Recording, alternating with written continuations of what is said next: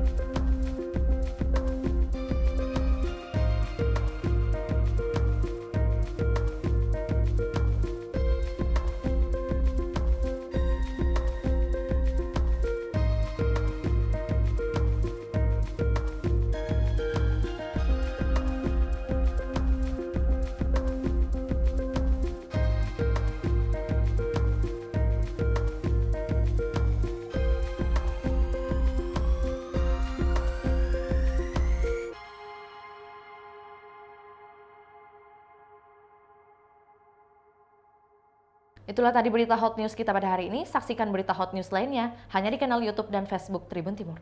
Terima kasih sudah nonton. Jangan lupa like, subscribe, dan share ya.